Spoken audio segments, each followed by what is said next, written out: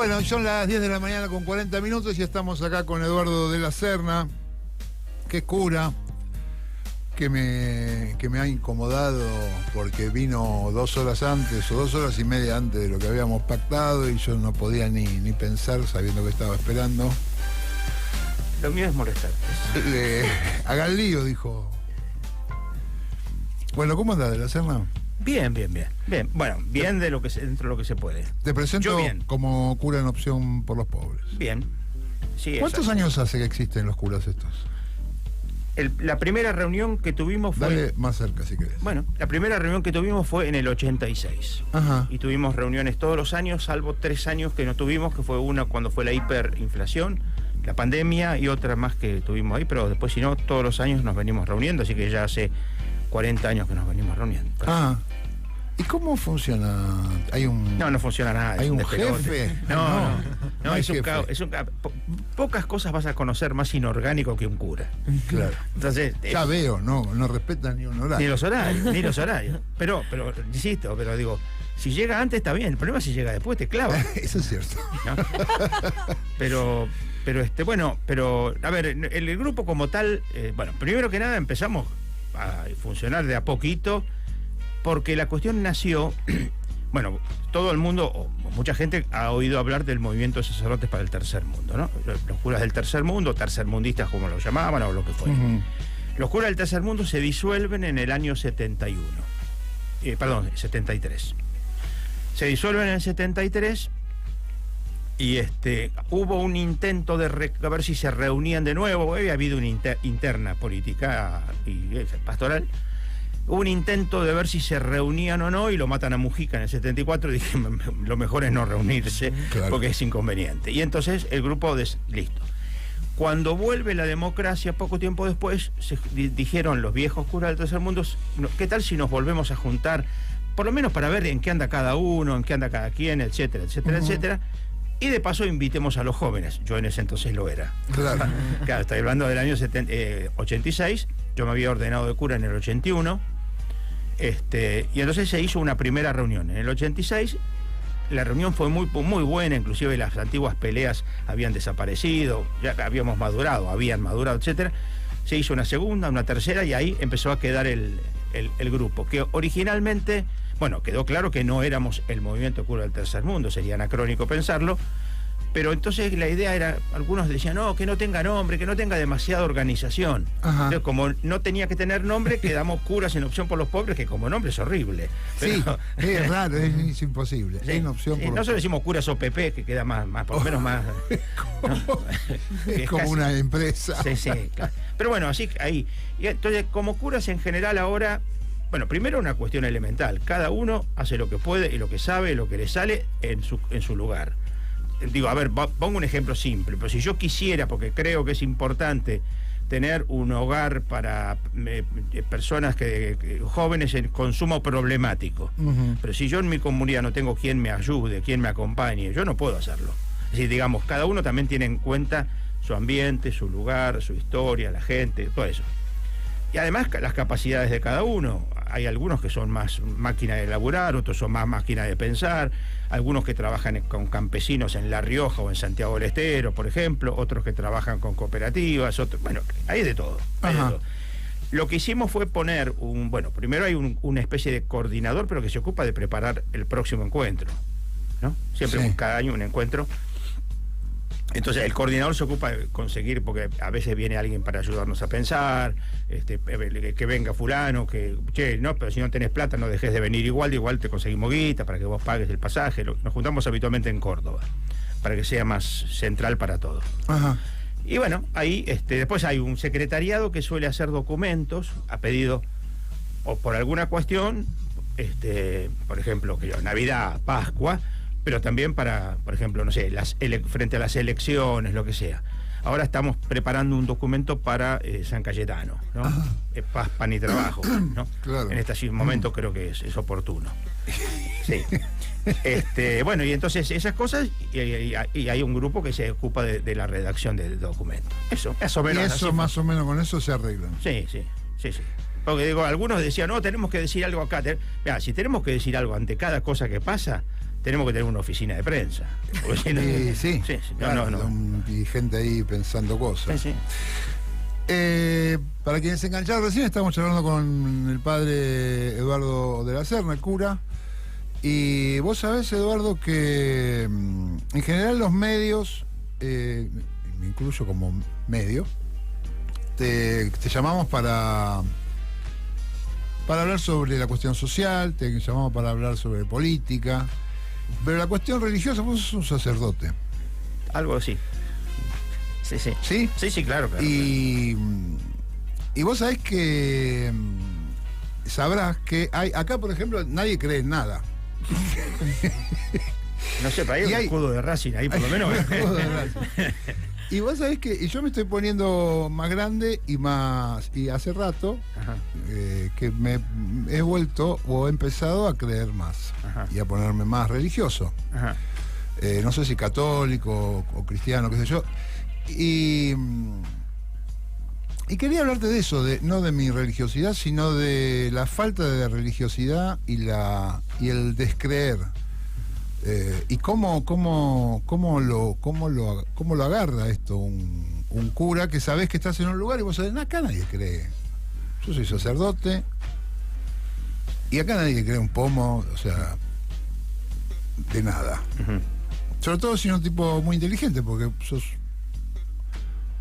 teólogo, profesor, un tipo súper formado en esto, con lo cual los problemas serán más grandes además. Sí, el tema es un tema que es muy polisémico, para decirlo rápido y raro, ¿no? Así que digamos que tiene muchas aristas, eso quiero decir. Sí. Porque por un lado, obviamente, cada quien tiene su propia historia y su propia experiencia. ¿Te imaginas que, por ejemplo, para poner un ejemplo bien claro, concreto y preciso, un pibe que fue abusado por un cura, no le vas a pedir que crea? Está bien. No le vas a pedir que crea. No. Después, a lo mejor podemos discutirlo, charlarlo, sentarnos, tomar unos mates o darle un abrazo. Pero, digamos, quiero decir, la historia... A ver, gente que fue pariente o cercano o parte de una iglesia cómplice en la dictadura cívico-militar con bendición eclesiástica, no le vas a pedir fácilmente que crea. A ver, yo tengo un ejemplo concreto de un amigo desde que teníamos 14 años, Marcelo. Marcelo era católico que tenía confesor, es decir, era de misa dominical, que se confesaba periódicamente, que yo cuánto. Marcelo la pasó muy mal, se tuvo que ir al exilio, bla, bla, bla, bla. Marcelo es ateo militante ahora, ateo total. Además, a mí me dice, yo no puedo creer que un tipo inteligente como vos crea. Claro, esa es la frase. ¿No? ¿Cómo un tipo inteligente puede creer? Pero lo que el tema está a ver, me parece que la clave está, en primer lugar, en qué Dios yo no creo, antes de decir en qué Dios creo. Por ejemplo, yo no puedo creer en un Dios que sea una especie de gran titiritero universal y que las cosas pasan porque Dios las maneja desde arriba. Porque si Dios fuera un gran titiritero universal, estamos en el horno para explicar el hambre, para explicar terremotos, para explicar inundaciones, para explicar guerras, para explicar por qué no pone un parate acá. Claro. ¿No? Entonces yo creo, lo primero que creo que hay que tener, lo que yo creo es que Dios no es un gran titiritero universal. Lo que Dios hace es un gran sugeridor. Te sugiere, te invita, te insta, te seduce para que hagas el bien. Pero lo tenés que hacer vos, no lo va a hacer Dios. Entonces Dios no va a parar la guerra.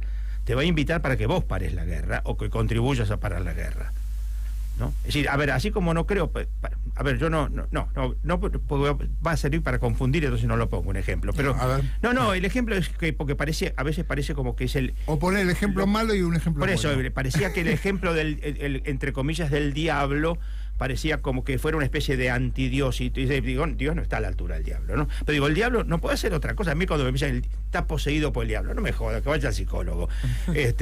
Pero por ejemplo, el diablo no puede hacer más que tentar. Meterse acá y hacerte hacer el mal no puede. Bueno, de la misma manera, digamos, Dios no puede hacer más que tentar, pero tentarte para hacer el bien. Eso, entonces, digamos, por ahí empiezo yo a tener en cuenta cuando hablo de Dios. Hay de la Serna yo tengo TikTok, ya todos lo saben. No sé si vos tenés TikTok. Entonces, no. Bueno, fíjate porque es muy interesante.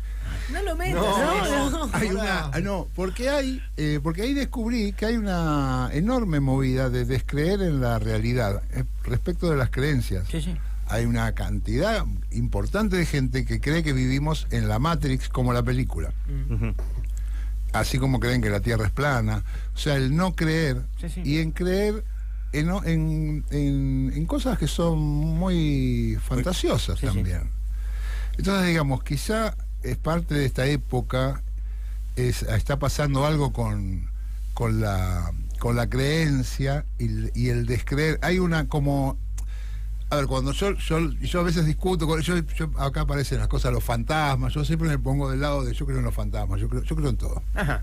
En los platos voladores. Estás viejo, yo creo en todo. Se abrazó a todas. Entonces, y bueno, y a veces discutimos más o menos en serio, un poco en broma, pero hay una cuestión iluminista, ¿no? A Dipi lo acuso. Pero de verdad que el iluminismo llega hasta acá con esta cuestión de el cientificismo y racionalismo. Y entonces una persona inteligente no puede creer. O una persona una persona que pasó por la facultad no puede creer. Tampoco, porque está educada. O sea, lo educado y lo inteligente están en contra de lo religioso. Son la parte oscura de la inteligencia. A ver, los que tenemos un doctorado, ¿vale? Que creamos o no. ¿Vos digo, no sé, digo, yo creo, te juro, claro. Te juro. No juro, pero digo, te creo. Ahora, lo que insisto, el tema está es cómo es el que creo. Digo, por ejemplo, cuando yo digo, por ejemplo, a ver, yo soy profesor de Biblia desde hace 45 años. ¿No? Te la sabes de punta a punta. La he leído. No, por eso a mí me causa mucha gracia, aunque irritación, cuando le escucho al funcionario que ejerce la primera magistratura citar la Biblia, que nunca la ha citado bien. Siempre dice una tontería que supera la anterior. Ajá. Es impresionante. Pero bueno, es un ignorante, como decía mi viejo, que lo quiero recordar, porque ayer cumplió 100 años, hubiera cumplido 100 años, es un tipo que lee y escribe con dificultad. ¿No? Es un tipo que lee y escribe con dificultad. Pero digo, entonces, yo no creo en la Biblia como un Dios que me dice, tenés que hacer esto, está prohibido, esto está bien o esto está mal. Yo lo que creo es que hay un Dios que me quiere mostrar cómo es para que lo quiera. Por eso, cuando yo digo que la Biblia es palabra de Dios, no estoy diciendo que me está diciendo esto no, esto está prohibido, sino que me dice, a ver, así soy yo, quereme. Por supuesto que yo creo que si en la medida en que yo me encuentro con Dios, quiero a Dios, encuentro también otras cosas que me hacen mejor. Pero entonces digo, no,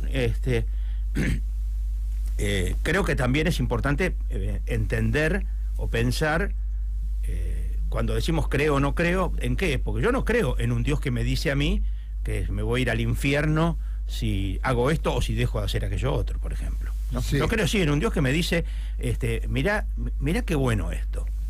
Es otra cosa. Eduardo, si retomamos el punto donde lo dejó Barra, que es justamente esto de la crisis de la fe, a partir de un montón de situaciones cotidianas donde, más allá de lo que Barra supone respecto de haber pasado por una facultad o el atributo de la inteligencia como un estado de sospecha sobre la religión. Habrás atravesado vos, en muchas circunstancias de tu vida, momentos donde ves que la fe decae en general, y no solo en la religión. Y la iglesia misma pasó por situaciones por el estilo desde el año 0 para acá. Con lo cual, me imagino, hasta ustedes trabajan con herramientas para superar este tipo de situaciones, o por lo menos encuentran elementos para combatir ese descreimiento al que aludía Barra. Le tengo miedo a la palabra combatir, pero... Ok, bueno. No, en el sentido de que, a ver, yo creo que primero todas las personas, y por lo tanto también nosotros los curas, tenemos momentos más felices y momentos más infelices. Eso es una cosa obvia, ¿no? Me parece que forma parte de la humanidad, si no seríamos una especie de computadora. Ahora, yo lo que sí creo es que frente a la crisis, uno puede o tirar la toalla o uno puede resistir, ¿no? Después depende, insisto, pero insisto que el tema, por ejemplo, en este caso concreto, a ver, la fe, ¿qué sería? ¿No? Para que la fe es en el fondo, digo, ¿en qué cosas me afirmo yo? ¿No?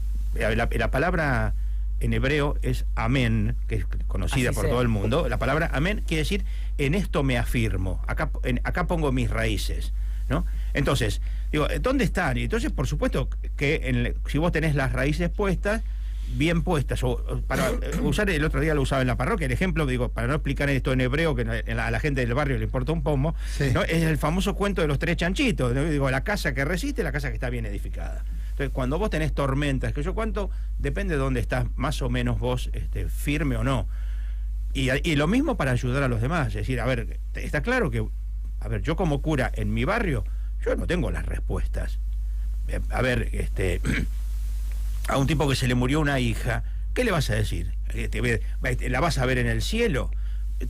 Yo creo que sí, pero decirle eso me suena a opio del pueblo, ¿viste? A mí lo que me decir, en todo caso vamos a hacerle juicio a la clínica, digo, para no lo que fuere, ¿no? Me parece que hay veces que callar es más prudente que hablar y decir tonterías, ¿no? Eduardo, esto que por ahí yo me voy a basar más en lo que yo observo es subjetivo, ¿no? También, pero esto que planteaba Barra, que hay por ahí en TikTok o en otros lugares otras creencias, yo veo también que hay ciertos sectores de estos que se llaman iluminados que dejan de creer en la religión tradicional, pero creen en otras cosas, energías, horóscopo, etcétera, etcétera. Y no me pregunto si detrás de todo esto también hay una cuestión tanto clasista como también de comunidad, porque estos son más individuales por ahí las creencias o no se sientan en comunidad. Y además un tema clasista, ¿no? Como diciendo, bueno, esto no es para mí, sino me voy para este otro tipo de creencias. A ver, es un tema. Yo creo que estamos en un momento interesante, lo cual no quiere decir que me alegre, que es un momento donde hay una proliferación del individualismo en todos los aspectos. Me refiero en lo religioso y en lo político, ¿no? Y en otros órdenes también, ¿no? Es decir, en lo religioso, por ejemplo, a mí me dan en el hígado. Escucho cantos, por ejemplo, que son todos cantos en primera persona, nunca hay un plural. Ajá. Son cantos, a mí, el Señor, a mí, que Dios, a mí. No, pará, ¿y el nosotros dónde está? ¿El pueblo dónde está? ¿No? Entonces yo creo que lo mismo, ¿no? Digo, no, yo esto a mí me llena, me satisface, lo que sea. Está todo bien, a nadie ya le va a decir que tiene que hacer algo que no lo satisface, pero el nosotros dónde está, ¿no? Y lo mismo en lo político, el individualismo no hace falta que no, digo, ya desde el macrismo el individualismo era una cosa bien clara que estaba en auge político. Entonces yo creo que ese tipo de cosas es más bien lo que a mí me convence, me satisface o lo que sea. Cuando, a ver, el tema famoso de la posverdad, ¿qué es? Es lo que yo quiero creer. Es decir, no es lo que hay algo afuera. No hay nada afuera, es adentro. Y ahí se vuelve muy difícil el diálogo, porque si es verdad lo que vos querés creer y lo que yo quiero creer es exactamente opuesto, no podemos hablar de nada. Pero por lo que podemos hablar es hace calor o hace frío. Ahora, hay también, yo creo que hasta en algún momento el cristianismo, todos hemos sido cristianos, en un sentido de la moral. Y los últimos años se quiebra eso y la gente puede decir tranquilamente, a mí no me importa que se muera el tipo que está al lado mío. Y no le voy a dar un pan al tipo. El darle un pan al tipo que tiene hambre trascendía a la iglesia. Sí, por supuesto. Y ese principio se perdió. Darle un pan al que tiene hambre. Sí, sí. Pero eso tiene que ver con el individualismo, creo que tiene que ver, y también tiene que ver con que el individualismo, cuando se vuelve tan exacerbado como en ese tipo de cosas, te vuelve absolutamente insensible frente al resto, frente a la alegría o el dolor del otro. Entonces, en la medida en que no hay cero empatía, se vuelve muy difícil, insisto, el caminar con otros. Se vuelve muy difícil es decir, a ver, yo voy a ser amigo tuyo en la medida que a mí me beneficie, en la medida que deja de beneficiarme, ya está, la cortamos, ¿no? Y entonces ahí se vuelve muy difícil porque en la amistad está lleno de veces en las cuales hay problemas y esos problemas enriquecen la amistad cuando es fuerte. cuando tener raíces bien firmes. No digo cuando a mis amigos que desaparecieron, se exiliaron del país, por ejemplo, yo que se joroben, que se embromen, que estén allá, que yo trato de, en la medida que pueda, de ir a visitar a los familiares o hacer algo, me parece. Es decir, creo que hay una pila de cosas que es decir, a ver, lo comunitario siempre es más arduo que lo individual. Porque, es decir, yo hago lo que a mí me gusta y entonces ya digo, yo no me voy a disgustar conmigo, aunque yo me peleo mucho conmigo, pero es otro tema. Pero digo, pero yo, a ver, yo me voy a cocinar lo que a mí me guste, yo voy a comer a la casa de ella y me va a hacer algo que a lo mejor no me gusta y tengo que comerlo igual. Sí. No, mondongo no, por favor. No me gusta, no me gusta. Pero yo sí, cuando haya mondongo avisan a mí.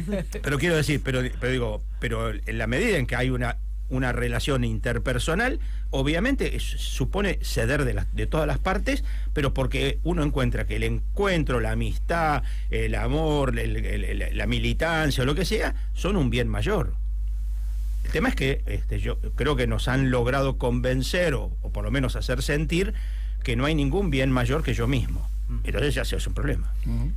Esa apuesta de la religión que vos venís enunciando sobre reunir otra vez lo que está separado y de construir comunidad,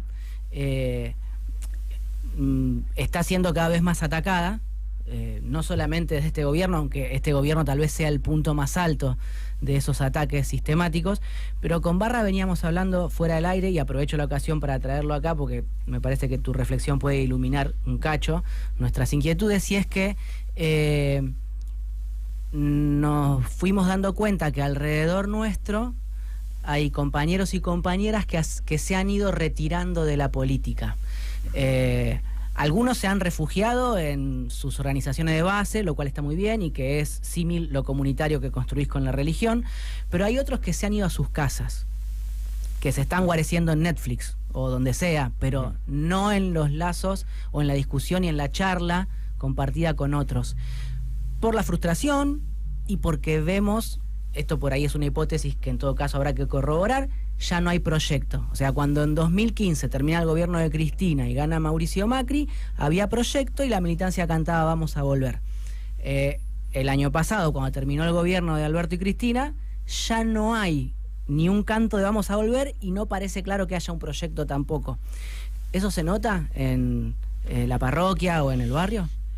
A ver, la gente de los barrios en general de política no habla. Poco. Alguna vez hay alguno que viene, se hace como el cómplice, me dice, vio lo que dijo fulano, pero no. Además, el barrio donde estoy yo, Bernal Oeste en general, es un barrio bastante monocolor, ¿no? Es decir, digamos ahí, Milei no ganó ni lejos, ¿no? Para mejor, creo yo, pero esto es una opinión personal, aunque yo creo que mucha gente la comparte. Nosotros tenemos una intendente excelente, por ejemplo, ¿no? Que es Mayra. Es decir, digamos, está presente, hace lo que hace, y cuando no puede hacer algo, porque, por ejemplo, porque ahora no hay plata, ella a veces dice, a ver, esto estaba planeado, ahora no hay plata, no lo podemos hacer. Pero da la cara, no es que se esconde nada por el estilo. Entonces, me parece que en ese sentido, en el barrio hay una cierta... A ver, yo en mi barrio no veo que esté por explotar nada. Sí veo que hay una pobreza creciente, sí veo que hay más gente que viene al comedor, a los comedores, todas esas cosas por supuesto que sí, pero no es que vos ves que hay... Que en cualquier momento van a romper todo, van a ir a no sé a dónde, a quemar no sé qué, etcétera. A veces sí explotan cuando se corta la luz y entonces se salen a la calle, queman goma porque no hay luz, pero no es una cosa que sea, insisto. Pero yo creo que eso tiene que ver también con algo de eso. Ahora, yo creo que es cierto que no hay una mayor compromiso militante, creo que no lo hay. Yo creo que ahí hay responsabilidades variadas. No es cuestión de andar echando culpas, pero creo que hay responsabilidades y por lo tanto responsables. Y creo que si se pretende que haya un proyecto que sea superador, que sea liberador, que sea un proyecto en favor de... Y bueno, tendrá que haber quienes lo propongan y tendrá que haber quienes lo crean. Hoy por hoy no veo que haya, digamos, aparecen algunas personas, puedo decir, bueno, nadie puede negar que aparece por ahí, no sé, Quintela en La Rioja, Axel acá, algunos hablan de Infran allá, ¿no? De Loredo, no. no, me equivoqué, perdón. De la Serna, ahora que apareciste la culpa, que como cura sabrás bastante sobre la culpa. Hay muchos peronistas que dicen que el peronismo tiene la culpa, es el culpable de la llegada de Milei. Y no sé si habrá religiosos que piensan que la pérdida de la fe en la gente es culpa de la Iglesia, de la misma manera que el peronista cree. Bueno, hay muchas cosas muy parecidas entre la Iglesia y el peronismo, vamos a reconocerlo. No, pues digo, a ver, así como uno puede, una vez yo le escuchaba a Graciela D'Aleo hablar de la ancha vereda del peronismo, ¿no? Que permitía que hubiera sectores de izquierda y sectores de derecha con toda facilidad. En la Iglesia pasa lo mismo. Ajá, claro. ¿No? Pero entonces, yo no me animo a decir que fulano no es miembro de la Iglesia por más que yo esté en las antípodas de su pensamiento. En algunos casos, en otros digo, no, pará, este parte de la Iglesia no es, no me venga con vaina. Eso es colombiano, eso venga con vaina es colombiano. Okay. Pero bueno, yo creo yo creo que hay responsabilidades de muchos sectores de la Iglesia en que haya mucho descrédito, pero ninguna duda. A ver, insisto, lo que te decía antes, ¿cuánta gente se fue separando, alejando de la Iglesia a partir de la dictadura? Mucha gente se fue alejando. Ahora, el problema es que ¿qué culpa tiene Dios? ¿Qué tiene que ver Dios con la Iglesia? Bueno, eso es una buena pregunta. ¿Qué tiene que ver Dios con la Iglesia? Nada. En todo caso, la Iglesia tendría que ser una servidora de la causa de Dios, pero no, si lo hace, bien, y si no lo hace, mal. ¿Y lo hace más o menos? Hay y hay no. Hay sí y hay no. Hay quienes lo hacen y quienes no. Creo que, ¿no? Yo creo que muchos de los curas que yo conozco, muchos buenos curas, inclusive que no estén en nuestro grupo, para que quede claro, no es que nosotros somos los buenos y los demás son todos malos. Muchísimos curas que son muy entregados, muy en favor de la gente, tratan de romperse el lomo a favor de la gente. Creo que sí. ¿Este Papa gestionó bien? ¿Gestiona? Hace calor, ¿no? Mirá, yo creo que ha hecho varias cosas muy interesantes. Para mí lo más interesante que ha hecho es que ha intentado que vuelva el Concilio Vaticano II, que los dos papas anteriores lo habían frisado. ¿Qué quiere decir eso? Es decir, a ver, brevemente, en la Iglesia existe lo que se llama la posibilidad de hacer un concilio. Un concilio es un encuentro de todos los obispos del mundo para pensar algunos temas.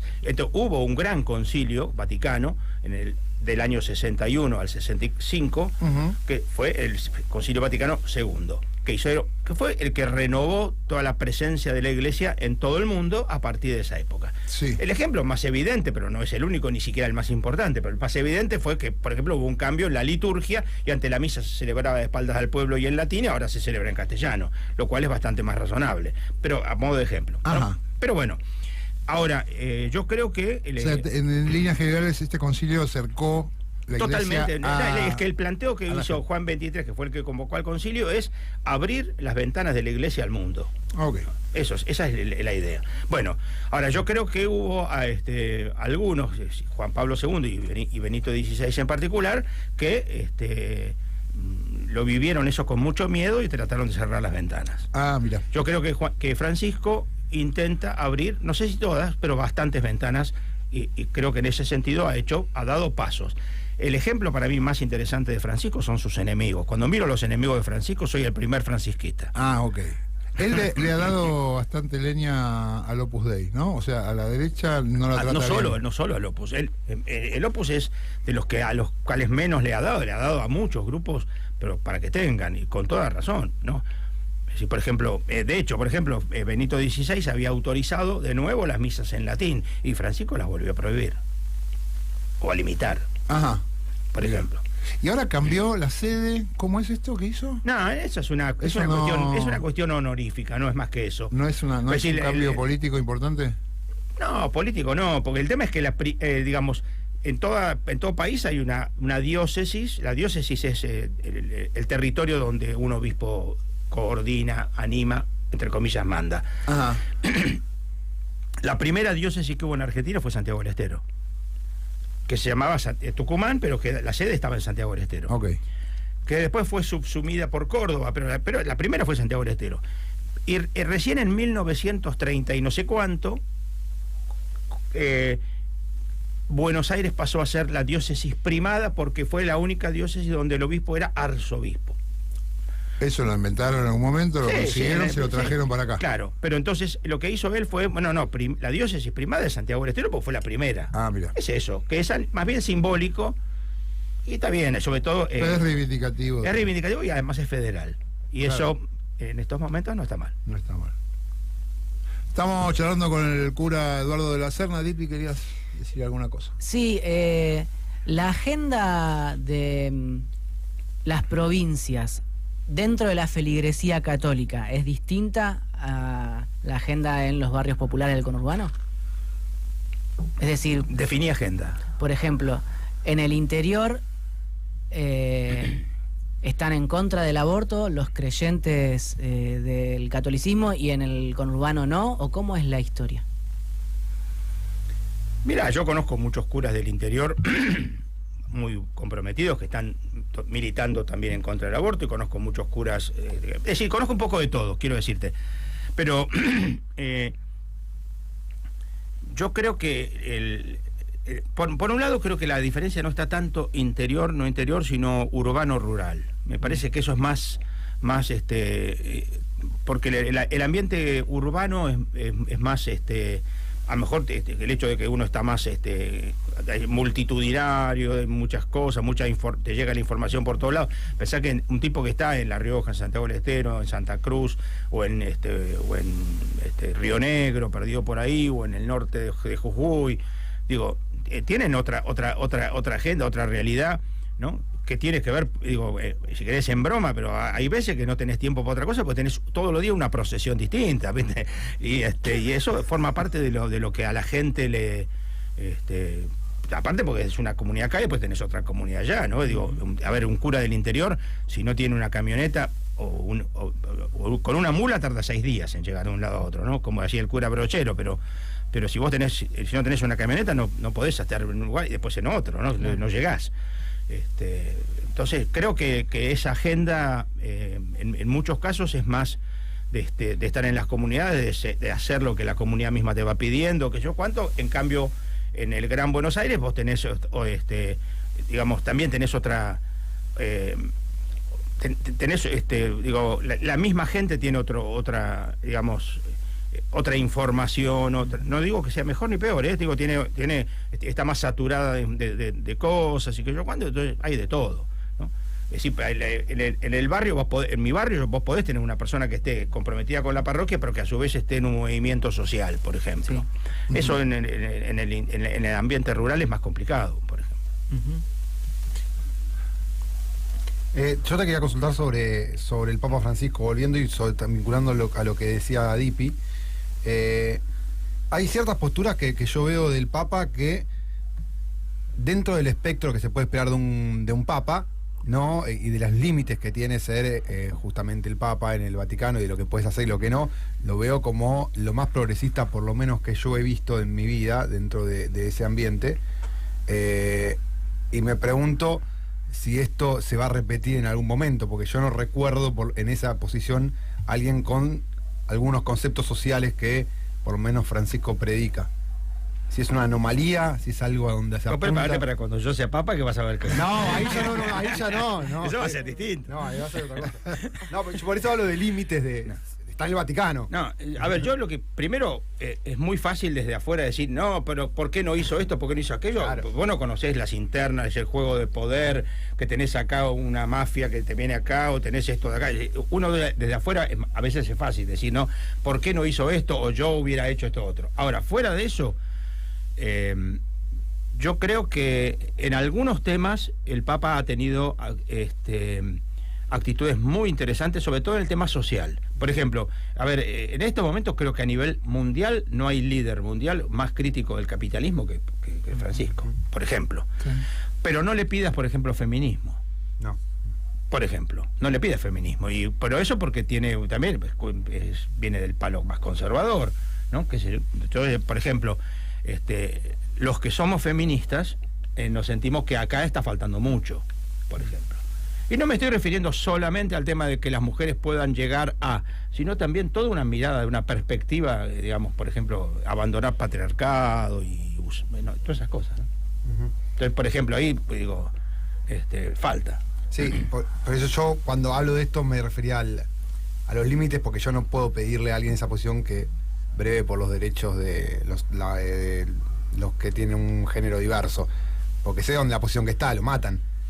Por más que lo pienso, no lo piense, no lo sé si el Papa Francisco qué piensa sobre eso, pero digo, es un lugar de poder donde se te van a ir a los tigres al cuello. Sí, por eso, pero por ejemplo, a ver, a mí me pasó que yo estaba dando tenía que dar una charla en Bogotá, y hablando algo sobre el tema del Papa Francisco, ¿no? Y entonces había una señora mayor, teóloga, feminista, que ella estaba muy entusiasmada porque le habían pedido al Papa que las mujeres pudieran acceder al diaconado, y el Papa había creado una comisión. Entonces yo le dije, mira, no te ilusiones. Perón decía, si vos querés que algo no funcione, hace una comisión. Y el Papa es peronista. Y de hecho la comisión esa no pasa nada. Eduardo, en las últimas semanas estuvimos hablando mucho y recién en las últimas semanas nosotros empezamos a tocar el tema acá en Todos en Cuero sobre el caso Loan, pero sus repercusiones políticas en Corrientes.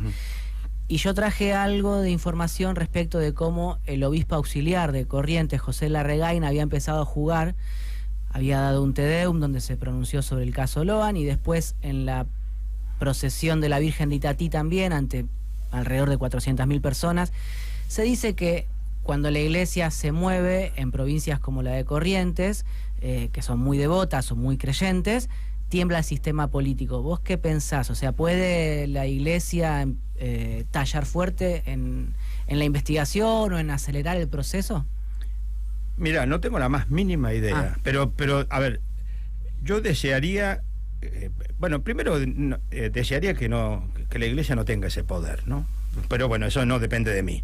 Es decir, desearía que en todo caso, a ver, yo creo que hay un tema que es la diferencia que hay entre autoridad y poder, ¿no? Es decir, que la iglesia tenga autoridad moral, y entonces que le crean porque está comprometida, porque milita, porque está en las causas justas, y entonces le crean y tiemblen, pero porque tiene peso específico lo que tal o cual sector eclesial dice, y no porque está ligado al poder político, económico, judicial o lo que fuere, ¿no? Entonces, si la iglesia va a tener poder por estar cercana al poder político, yo la verdad que lo lamento, no quiero eso, ¿no? Le digo, Jesús no era de eso, por ejemplo, ¿no?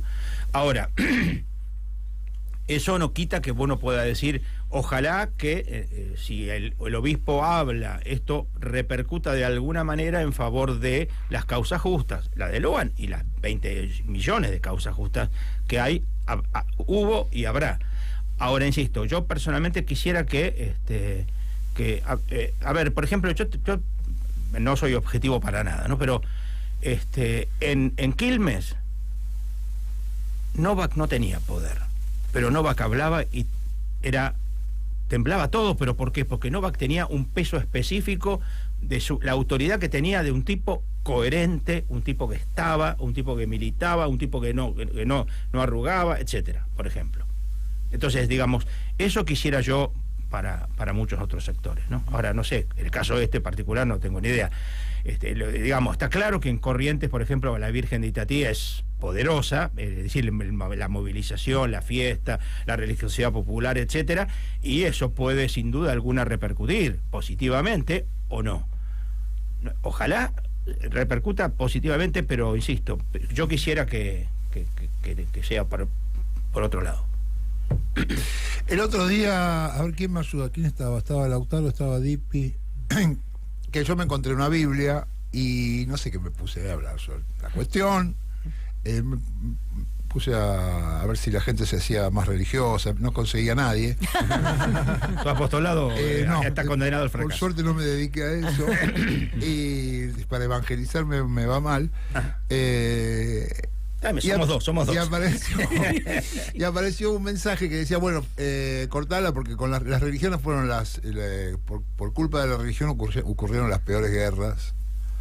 ¿No? Que también es otro argumento, que es verdad. Y es verdad y es falso. A ver, un ejemplo. Digo, es verdad que hubo muchísimas guerras que nacieron por lo religioso. Sí. Pero también es verdad que lo religioso, por ejemplo, en caso Beagle, salvó de la guerra. Sí. Digo, para poner un ejemplo concreto que vivimos acá. Es cierto. Es verdad que hace mucho que los cristianos no andan atacando nada. No. Mejor. No, pero sí se utiliza el nombre de Dios. Milei yo escucho hablar de Dios permanentemente. Claro, Milei no habla de Dios, Milei habla de Moisés, no de Dios. Pero también la habla... fuerza del cielo. La fuerza del cielo. No, por eso no dice... A ver, la palabra fuerza del cielo es una palabra que está en el primer libro de los Macabeos, que es una forma de decir Dios. Pero no dice Dios, porque no se podía nombrar a Dios en esa época. Ajá. A Dios no se lo podía nombrar. Entonces, la fuerza del cielo quiere decir Dios. ¿Vos decís que no usa la palabra Dios? No le prestás atención a eso, nunca lo... No dice, es verdad Dios que no lo dice nombra. Dios. No, pero él habla de Moisés, por ejemplo, lo cual dice, Moisés es el gran liberador, lo cual es una soberana tontería. Es una gansada. Moisés no es el liberador, es Dios el liberador. Moisés es el instrumento de Dios para liberar a su pueblo, y lo cual es importante, porque yo si tengo que clavar necesito un martillo, es importante tener un martillo, si tengo una tenaza no puedo clavar nada. Ahora, pero es Dios el liberador, es Dios el que da el maná, es Dios el que separa las aguas, no es Moisés el que hace que y se separan las aguas o todas esas cosas, que es más mitológico que otra cosa, ¿no? Para que quede claro. Pero no es Moisés, es Dios. Pero bueno, no viste que él dice que él, además antes Moisés era su hermana y él era Aarón. Sí. Pero después ahora es casi Moisés y en cualquier momento va a ser la fuerza del cielo. Sí. Igual mezcla todo, mezcla reencarnación, mezcla todo. Además, el pasado y el futuro. Sí. Porque él estaba en el pasado en el Coliseo y también vino del futuro, un futuro apocalíptico. Vive en una película el tipo. Ahora, ¿por qué pensás que agarra a Moisés nada más que por esto de guiar al pueblo? Claro, vos fíjate que él inclusive... O hay algo, o pasa algo más con Moisés. No, él dijo... No, él lo que quiere porque decir... por algo algo usa... Porque Moisés es la figura que en la Biblia, sobre todo en el libro del Éxodo, pero no solo en el libro del Éxodo, aparece como el que ayuda al pueblo a salir de la opresión de Egipto y lo lleva a la libertad.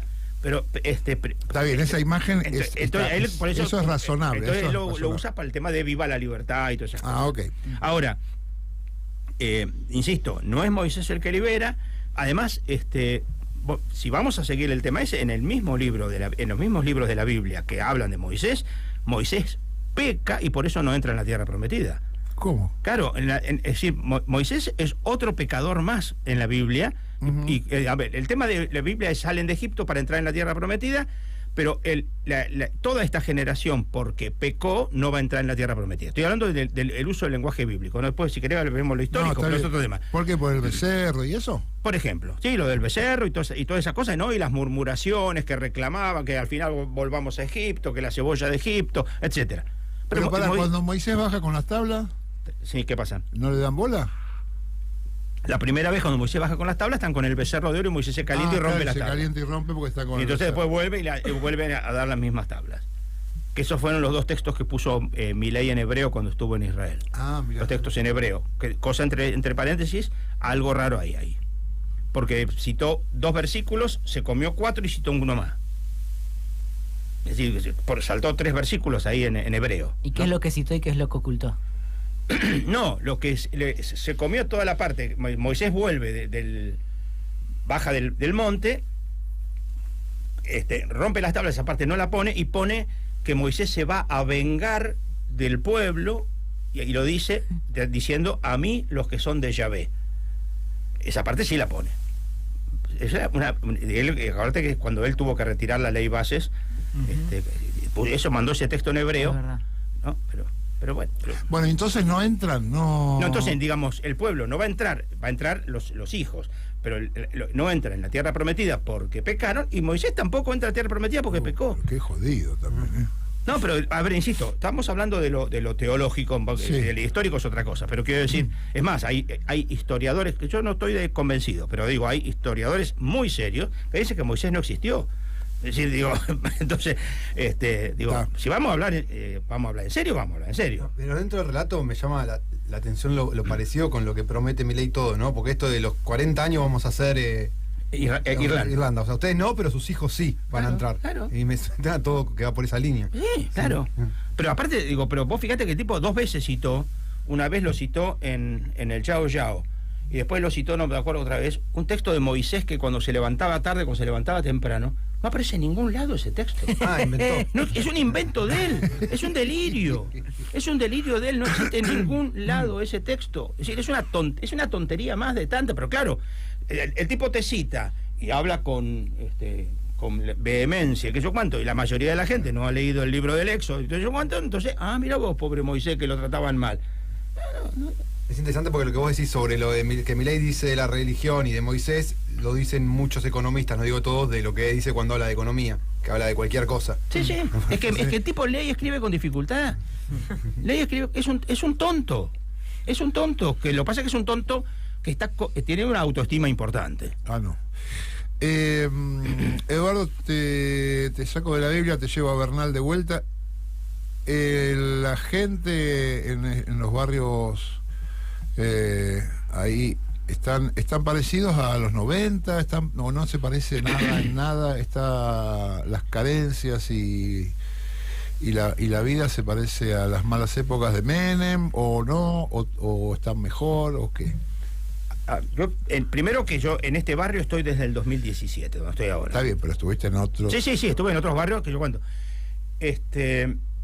Yo creo que hay muchas cosas que me hacen acordar a antes de Néstor, ¿no? Uh-huh. Al periodo antes de Néstor. Digo, sobre todo por ejemplo, la proliferación de gente que trata de sobrevivir de alguna manera. Bueno, el tema de los cartoneros obviamente es un ejemplo más que evidente. Bueno, la cantidad de gente que va a los comedores, porque una de las características es que los comedores, digamos, a ver, siempre tuvimos comedores, pero antes venían 10 veces menos gente. A modo de ejemplo, simplemente, cuando yo llegué a esta parroquia, 2017, Cáritas atendía 15 familias. Ahora son casi 500. A las cuales le damos lo que podemos de algo de mercadería, pero algo de mercadería que no sirve para nada. Es decir, bueno, mentira que no sirve para nada, pero le damos un paquete de yerba, una cosa de aceite, 1 kilo de azúcar, un paquete de arroz, dos paquetes de puré de tomate, lo que eso, se puede. Claro. Eso, nada más. ¿Ese número empeoró todo el tiempo? Desde el 17 Sí, hasta la pandemia ayudó mucho, ¿no? Por supuesto. La pandemia contribuyó mucho a la... subió la gente todo el tiempo. Sí, todo el tiempo. Sí.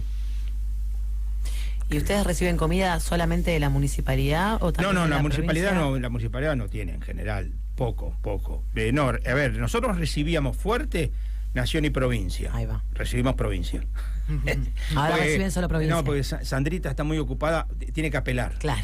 Si tiene que apelar, entonces está tan ocupada en apelar Las apelaciones. que no tiene tiempo de repartir lo que tiene, ¿no?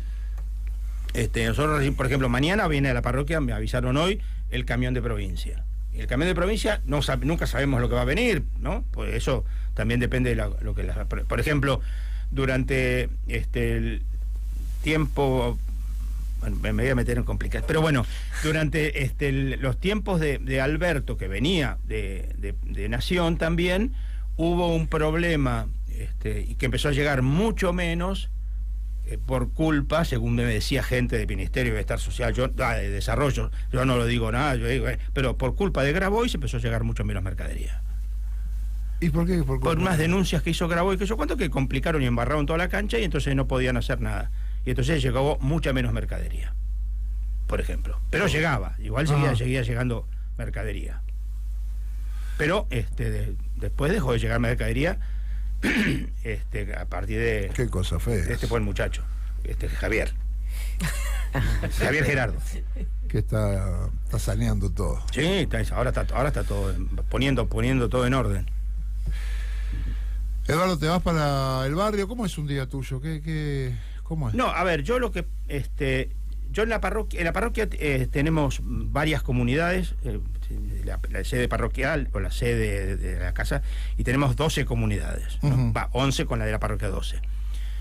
Las comunidades cada una son autónomas, se manejan, que yo cuánto, yo voy y celebro una vez por mes en cada comunidad para estar, que yo cuánto, eso los sábados y domingos.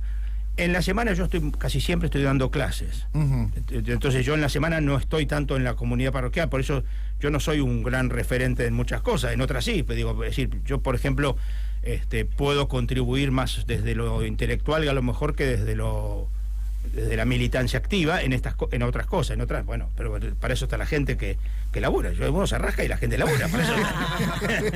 así debe ser, ¿no? ¿O no? Sí, claro. No, fuera de broma, digo, yo por ejemplo, yo estoy dando clases, yo doy clases, los martes estoy en un programa de radio con Sandra Russo y Jorge Elbaum, ¿no? Ajá. En la Radio Las Madres. Los miércoles doy clase, los jueves doy clase, después tengo que preparar las clases, corregir los trabajos, que yo cuánto, eso, entonces de lunes a viernes estoy más bien concentrado en eso. Y sábado y domingo estoy en las comunidades. Eso es un día más o menos. Más o menos del cura de la Serna. Eduardo, gracias por haberte venido hasta acá, ¿eh? Por favor, por Muchísimas favor. gracias. Bueno, muy bien. Bueno, nos veremos Viste después. que no te apuré ni nada, llegué temprano. No, pero quedó ahí esperando. De verdad, muchas gracias. Bueno, muy bien. Esperemos que no pase tanto tiempo para vernos de vuelta. Exacto, dale. Un abrazo. Ya venimos.